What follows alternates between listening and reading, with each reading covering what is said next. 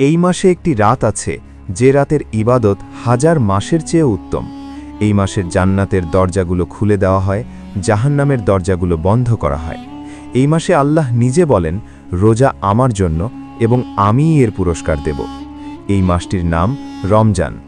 কিন্তু এই মাসের পেছনে কি ইতিহাস আছে? কিভাবে রোজা ফরজ হলো? কেন এই মাসকেই বেছে নেওয়া হলো? আজকের ভিডিওতে আমরা জানব রমজান মাসের সম্পূর্ণ ইতিহাস, কোরআন ও সহিহ হাদিসের আলোকে।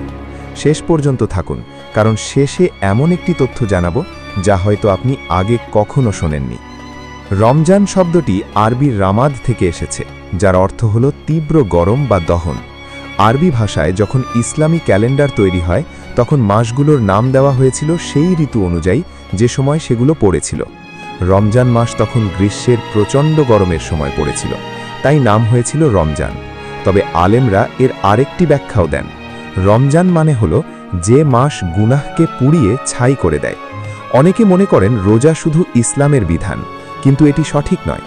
আল্লাহ তাআলা কোরআনে বলেছেন, হে মুমিনগণ, তোমাদের উপর রোজা ফরজ করা হয়েছে, যেভাবে তোমাদের পূর্ববর্তীদের উপর ফরজ করা হয়েছিল, যাতে তোমরা তাকওয়া অর্জন করতে পারো। সূরা আল বাকারা আয়াত 183। এই আয়াত থেকে স্পষ্ট, হযরত মুসা আলাইহিস সালাম, হযরত ঈসা আলাইহিস সালাম সহ আগের নবীদের উম্মতেও রোজার বিধান ছিল। হযরত মুসা আলাইহিস সালাম আশুরার দিন রোজা রাখতেন, কারণ সেই দিন আল্লাহ তাকে ফেরাউনের হাত থেকে মুক্তি দিয়েছিলেন। সহিহ বুখারীতে আছে, নবী মুহাম্মদ সাল্লাল্লাহু আলাইহি ওয়াসাল্লাম মদিনায় এসে দেখলেন ইহুদিরা আশুরার রোজা রাখছে। তিনি কারণ জিজ্ঞেস করলে তারা বলল, এই দিন মুসা আলাইহিস সালাম নাজাত পেয়েছিলেন। তখন নবী সাল্লাল্লাহু আলাইহি ওয়াসাল্লাম বললেন, আমরা মুসার ব্যাপারে তোমাদের চেয়ে বেশি হকদার। এরপর তিনিও সেই রোজা রাখলেন।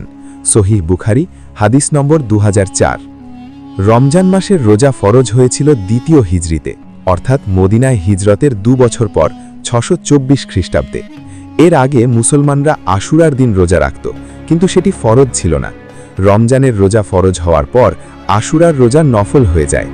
আল্লাহ বলেন, রমজান মাস, যে মাসে কোরআন নাজিল করা হয়েছে মানুষের জন্য হেদায়েত হিসাবে এবং হেদায়েতের সুস্পষ্ট প্রমাণ হিসাবে এবং হক ও বাতিলের মধ্যে পার্থক্যকারী হিসাবে।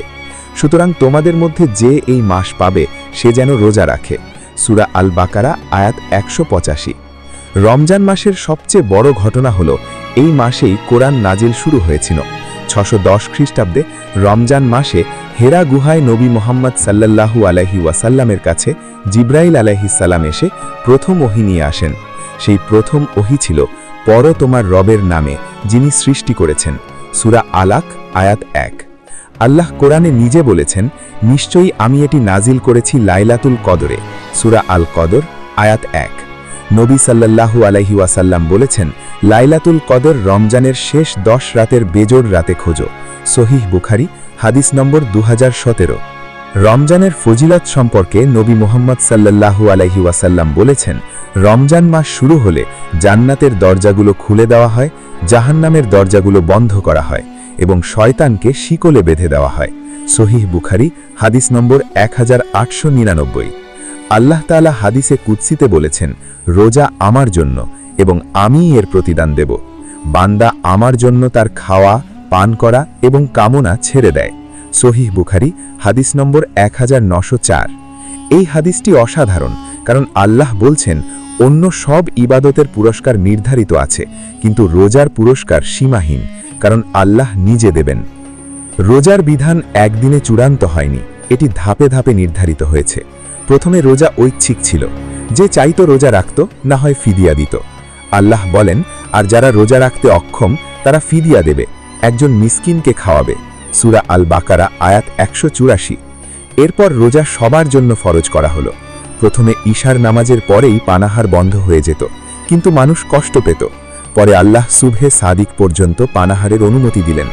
আল্লাহ বলেন, ফজরের সময় কালো ও সাদা সুতার পার্থক্য স্পষ্ট না হওয়া পর্যন্ত পানাহার করো, তারপর রাত পর্যন্ত রোজা পূর্ণ করো। সূরা আল বাকারা আয়াত 187। রমজান মাসে ইসলামের ইতিহাসে অনেক গুরুত্বপূর্ণ ঘটনা ঘটেছে। দ্বিতীয় হিজরিতে রমজান মাসে বদরের যুদ্ধ সংঘটিত হয়। মাত্র 313 জন মুসলমান প্রায় 1000 সৈন্যর কুরাইশ বাহিনীকে পরাজিত করেন। এই যুদ্ধকে কোরআনে বলা হয়েছে ইয়াউমুল ফুরকান, সত্য ও মিথ্যার মধ্যে পার্থক্যকারী দিন। সূরা আল আনফাল আয়াত 41। এরপর অষ্টম হিজরিতে রমজান মাসের ২০ তারিখে নবী মুহাম্মদ সাল্লাল্লাহু আলাইহি ওয়াসাল্লাম ১০,০০০ সাহাবী নিয়ে মক্কা বিজয় করেন। কাবা ঘরকে মূর্তিমুক্ত করা হয়। ইসলামের ইতিহাসে এটি ছিল এক অভূতপূর্ব মুহূর্ত। নবী সাল্লাল্লাহু আলাইহি ওয়াসাল্লাম রমজানের রাতে দীর্ঘ নামাজ পড়তেন। সহিহ বুখারীতে আছে, তিনি ৩ রাত সাহাবীদের নিয়ে তারাবি পড়লেন। চতুর্থ রাতে বের হলেন না, কারণ তিনি ভয় পেলেন যে ফরজ হয়ে যাবে। সহিহ বুখারী হাদিস নম্বর ২০১২।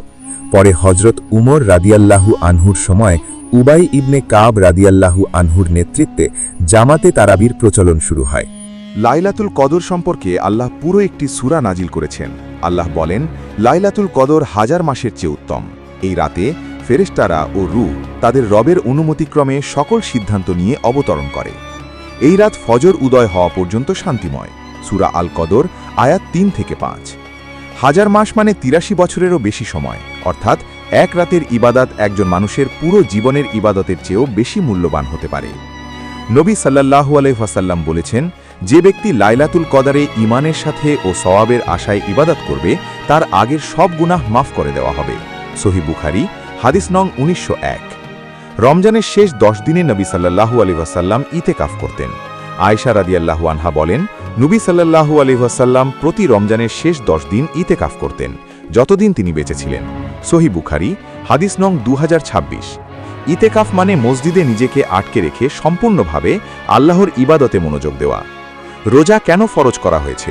এর উত্তর আল্লাহ নিজেই দিয়েছেন, যাতে তোমরা তাকওয়া অর্জন করতে পারো। সূরা আল বাকারা আয়াত ১৮৩।